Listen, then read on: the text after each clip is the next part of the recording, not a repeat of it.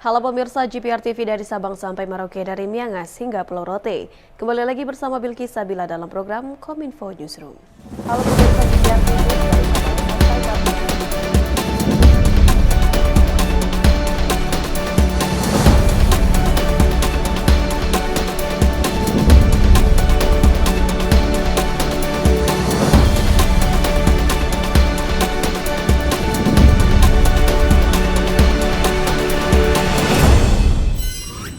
Pemirsa, inilah Kominfo Newsroom selengkapnya. Kementerian BUMN beserta Kementerian Koperasi UKM dan KKP bekerja sama dengan Kesatuan Nelayan Tradisional Indonesia menciptakan sistem integrasi ekosistem perikanan yang meningkatkan kesejahteraan nelayan.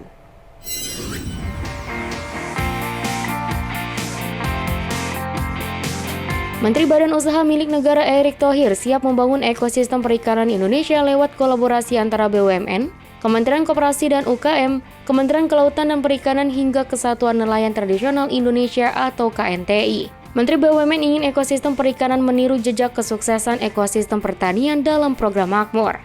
Program Makmur yang terintegrasi dari hulu ke hilir telah menjangkau 200.000 hektar pada 4 komoditas utama yakni sawit, tebu, jagung, dan padi. Oleh karena itu, kata Erick, BUMN bertekad mewujudkan kesejahteraan nelayan dan memetakan kebutuhan para pahlawan maritim bangsa melalui berbagai inisiatif, diantaranya pendanaan nelayan dengan penyaluran kredit usaha rakyat dan PNM di sektor perikanan. Kemudian, BUMN juga mendukung sarana perikanan dengan memperbaiki tata kelola BBM agar nelayan dapat akses BBM yang berkelanjutan, serta berkomitmen untuk mengoptimalkan seluruh kanal distribusi baik daring maupun luring. Hal ini akan berdampak secara signifikan bagi peningkatan penyerapan hasil nelayan.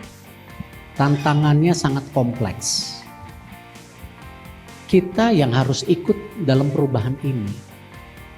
Kalau kita berdiam diri, itu kita nggak akan kemana-mana. Dan karena itu sejak awal saya selalu mengajak para menteri yang hadir, teman-teman dari pemerintahan hadir, kita harus berkolaborasi. Tidak justru sendiri-sendiri.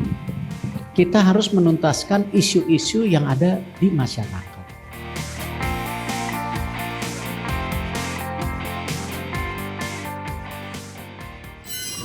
Menteri Luar Negeri Retno Marsudi dan Menlu Bangladesh Abdul Momen melakukan pertemuan bilateral dalam rangka menyambut 50 tahun hubungan diplomatik kedua negara. Kedua Menlu membahas isu global hingga pengungsi Rohingya di Myanmar.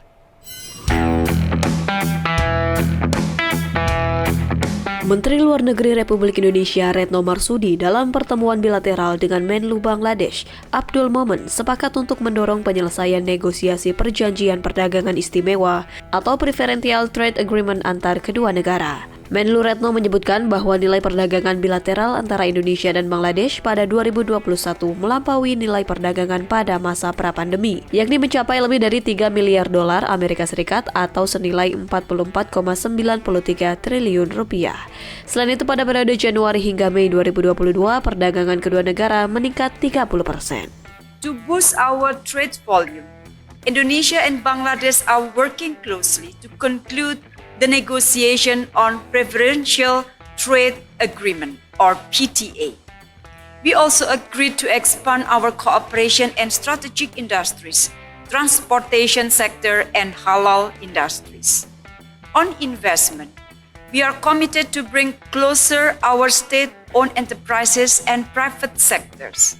I also share the interests of Indonesian companies to sustain and expand their presence in Bangladesh. Senada dengan Menlu Republik Indonesia, Menlu Bangladesh Abdul Momen mengatakan, hubungan dan kondisi ekonomi Indonesia dan Bangladesh telah berlangsung dengan baik selama 50 tahun terakhir.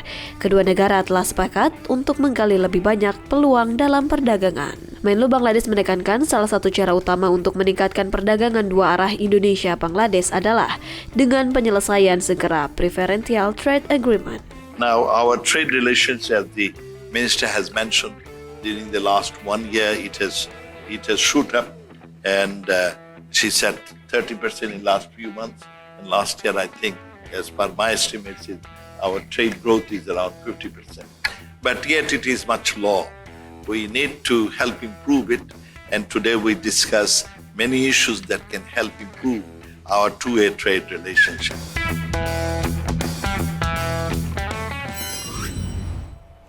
Juru bicara pemerintah untuk penanganan COVID-19 dan Duta Adaptasi Kebiasaan Baru, Reysa Broto Asmoro menyampaikan, pemerintah telah menyiapkan tes kesehatan bagi kepulangan jamaah haji. Selain itu, pemerintah juga telah menginstruksikan seluruh rumah sakit untuk menyiapkan 10 hingga 30% kapasitas tempat tidur untuk menangani jamaah yang sakit.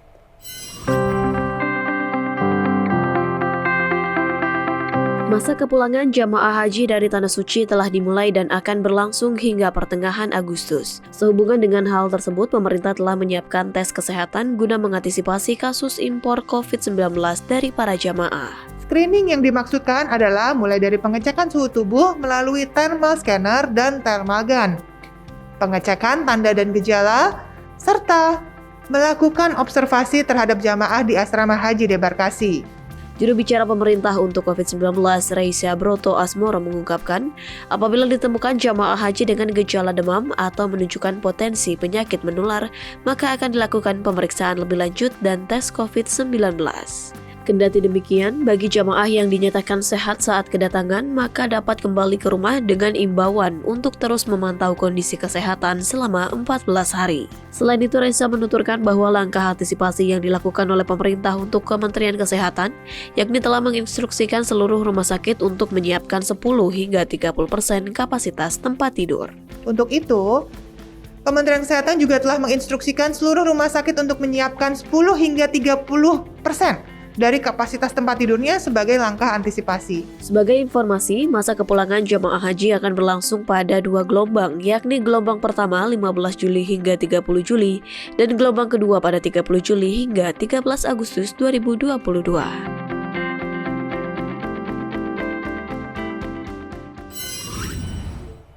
Sementara itu, pemirsa, pemerintah tidak hanya akan fokus meningkatkan sosialisasi organisasi, namun juga melakukan kurasi untuk memilih UMKM yang ramah lingkungan.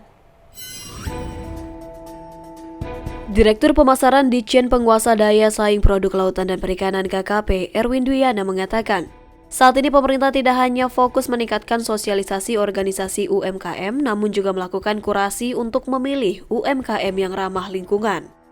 Menurut Direktur KKP Erwin, Kementerian KKP sebagai brand ambassador Gernas Bangga Buatan Indonesia, Kalimantan Selatan, bersama dengan Bank Indonesia, Pemprov Kalimantan Selatan, dan top brands lainnya, mendapat amanah untuk bisa menunjukkan Key Performance Indicator UMKM dengan omset tertinggi dan memberikan apresiasi kepada 35 peserta. KKP sendiri mendukung Gernas BBI melalui program Pasar Laut Indonesia pada Juli 2022 di Kalimantan Selatan. Untuk kegiatan lainnya, KKP mengupayakan masyarakat membeli produk UMKM dan berkunjung ke lokasi yang memang menjadi ikon Kalimantan Selatan, yaitu di tepian sungai sehingga dapat menyinergikan KBBI dengan gerakan Bangga Berwisata di Indonesia. Terkait dengan pendampingan dan pelatihan juga dilakukan bersama mitra dan kami sudah melakukan beberapa kegiatan mulai bulan Februari sampai saat ini dan juga ada rencana kegiatan ini tidak hanya dilaksanakan menuju tanggal 22 Juli tetapi setelah tanggal 22 Juli juga kami akan terus melaksanakan pendampingan, pelatihan serta penguatan permodalan sekaligus mendorong untuk UMKM melakukan ekspor.